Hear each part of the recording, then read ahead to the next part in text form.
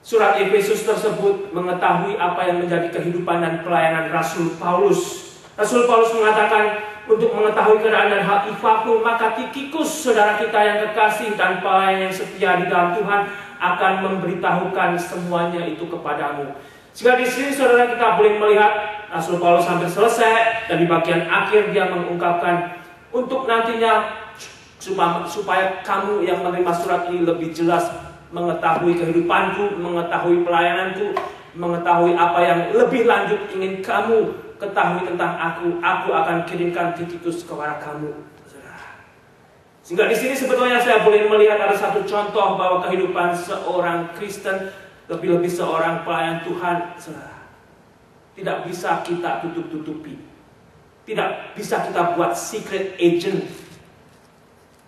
Hanya kita mau tunjukkan kebaikan kita kalau kita mau menunjukkan kebaikan kita. Kita tidak mau menampakkan diri jika kita mempunyai agenda lain di dalam sana, saudara. Tetapi di sini apa yang sudah Rasul Paulus alami di dalam hidupnya, bagaimana dia juga ingin untuk lebih jelasnya diketahui oleh jemaat-jemaat yang dia kasih itu, dia kirimkan Tikhikus sebagai utusannya. Sehingga jika kurang jelas, untuk mendapat kepastian lagi, apakah si Paulus itu memang benar-benar begitu hebat di dalam tulisannya, begitu dipuja oleh banyak orang, tetapi apakah hidupnya juga sesuai dengan apa yang dia tuliskan melalui firman-firman yang sudah dibukukan itu, saudara. Dan di sini sebetulnya kita boleh mendapatkan satu pertolongan untuk mengoreksi diri kita. Biarlah saudara, mungkin kata-kata yang kita ucapkan bisa begitu indah, bisa begitu menghibur, bisa begitu saudara seolah-olah dipuji dan dipuja orang. Biarlah kita juga boleh mendapatkan satu konfirmasi melalui kehidupan saya dan kehidupan saudara dimanapun kita berada. Sehingga dari sini saudara, sebagai orang Kristen pun kita boleh membawa satu berkat. Kita boleh membawa satu kesaksian, di mana di dalam kehidupan sebagai pelayan Tuhan dan orang Kristen, kita harus memiliki satu transparansi hidup. Seperti lagu yang dinyanyikan tadi, hidup orang Kristen tidak penuh dengan satu kebahagiaan, satu kemewahan, dan satu yang tidak mungkin istilahnya saudara dan saya mengalami sukacita. Jika saya dan saudara perhatikan dengan baik di dalam Alkitab, orang yang mau hidup di dalam Tuhan akan menangis selama dia berada di dunia ini. Hidup di dalam Tuhan bukanlah satu kehidupan yang indah. Kecuali jika saudara dan mereka tidak pernah memikirkan bagaimana mau hidup bersama Tuhan tiap hari. Jika saudara tidak pernah mau memikirkan, saya bangun pagi, saudara bangun pagi, bagaimana saya dan saudara sebagai orang Kristen mau hidup di dalam Tuhan, saudara mungkin tidak akan pernah merasa bersusah hati, bersedih hati. Yang saudara pikirkan bisa kejahatan, yang saudara bisa pikirkan bisa perbuatan-perbuatan yang memang tidak sesuai dengan iman kita. Tetapi jika saya dan saudara memang mau hidup di dalam Tuhan, air mata itu akan menyertai kita. Kita melihat sekeliling kita pun banyak kegelapan. Kita melihat keluarga kita pun belum tentu semuanya sudah ada di dalam Tuhan. Jika saya dan saudara tidak mempunyai hati, kita pun tidak akan pernah merasakan.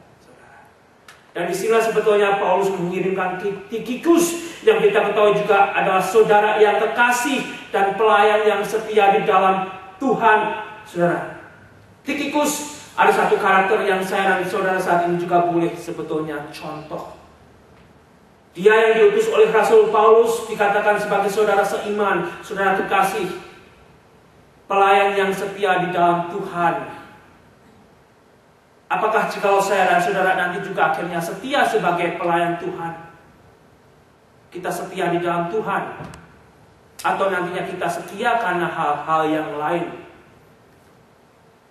Saudara, kita hidup di dalam dunia yang penuh misteri, di dalam dunia yang tidak transparan lagi, bahkan di dalam kekristenan, saudara. Di dalam kekristenan pun hidup di dalam dua alam itu, saya yakin dan percaya terjadi. Terjadi, saudara. Jika saya dan saudara setia karena memang agenda lain di dalam pelayanan, bukan untuk memuliakan nama Tuhan, bukan untuk melanjutkan misi Tuhan di dunia ini, Seolah-olah saya dan saudara bisa dipuji, tetapi yang saya dan saudara inginkan di dalam kesetiaan itu sebetulnya adalah keuntungan-keuntungan lain. Bukan keuntungan untuk memuliakan nama Tuhan. Saudara bisa mendapatkan satu berkat-berkat keuntungan berupa materi. Karena pelayanan saat ini juga banyak menjual hal materi. Banyak menjual entertainment. Apakah mereka yang setia di dalam pelayanan benar-benar melayani di dalam Tuhan? Atau mereka menikmati pelayanan tersebut karena memang mendapat satu keuntungan melalui hasil yang seolah-olah di dalam bentuk pelayanan itu, saudara. Dan jika saya dan saudara memang tidak waspada, kita bisa menjadi salah satu konsumennya. Kita bisa menjadi salah satu customernya. Karena banyak saat ini bisnis di dalam nama pelayanan. Bisnis yang menggunakan gereja dan pendeta. Adakah itunya nanti saya dan saudara setia karena hal-hal dunia? Atau karena saya dan saudara setia seperti Tikhikus yang setia di dalam Tuhan, yang memang ingin memberikan cinta kasihnya kepada sesama, yang terlebih di sini sebagai utusan Rasul Paulus. Sehingga dari sini saudara sebetulnya bila saya dan saudara kembali sebagai orang Kristen, akhirnya kita bisa mendapat rekomendasi. Bukan hanya kelihatan baik di gereja, tetapi di tempat lain kita tidak mendapat satu rekomendasi. Wah, si itu hebat sekali di gereja, Minus Inspiration dan sebagainya, bahkan bisa berkhotbah, saudara. Begitu aktif di gereja, tetapi di luar tidak mendapatkan satu rekomendasi yang baik dari keluarganya, dari teman-temannya. Karena apa, saudara? Karena memang kehidupannya tidak terpuji di luar sana. Mulutnya tidak memuji nama Tuhan, penuh dengan cacian dan makian. Kehidupannya pun penuh dengan kejorokan, saudara.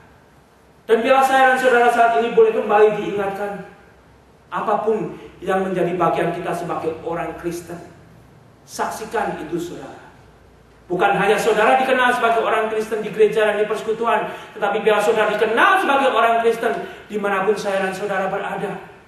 Jim, let me and you and us as a Christian be known by them outside there as a Christian with what we do, with our fruit. Not just that you come to church that people will say, hey, Jim is Christian. He's a nice guy. He's a good guy. But our fruit will testify that we are Christian. Sehingga dari sini saudara kita boleh melihat apa yang boleh diperbuat Paulus, apa yang juga boleh yang akan dibawa Tikhikus boleh menjadi satu kesaksian bagi nama Tuhan. Sehingga dengan itu kita boleh mendapat satu bagian yang lain. Dengan maksud inilah Tikhikus disuruh oleh Rasul Paulus untuk datang ke mereka. Bahkan bukan hanya untuk itu, Tikhikus pun diutus agar menghibur jemaat di Efesus itu. Sehingga kembali saudara di bagian yang lain dari Tikhikus yang saya boleh pelajari saat ini. Adakah saya dan saudara juga sebagai orang Kristen menjadi bagian daripada anak-anak penghiburan? Menjadi anak-anak yang boleh menghibur sesama yang di dalam satu kesusahan dan kesedihan. Karena kembali saudara bisa mendapatkan satu hamba Tuhan yang datang kepada saudara untuk seolah-olah mau melayani, tetapi tidak membawa penghiburan, justru membawa beban. Mau dilayani seperti seorang raja, bukan mau melayani seperti utusan raja. Saudara, seringkali kita hari Jumat kemarin menyanyi, kita anak raja. Mungkin saya dan saudara senang menyanyikan lagu itu, kita anak raja, kita semua anak raja, saudara. Dia nanti akan menjadi raja dari segala raja karena dia sudah terlebih dahulu mau mati bagi saya dan bagi saudara dan bagi dunia. Sehingga jangan hanya diambil sebagai anak rajanya saja, tetapi bagaimana saya dan saudara saat ini akan mendapatkan tempat bersama Bapa di surga. Karena saya dan saudara mau hidup sesuai dengan panggilannya, saudara. Seringkali saat ini kita juga mau ditinggikan sebagai raja di dalam gereja dan persekutuan. Tetapi kita lupa sebetulnya kita dipanggil untuk melayani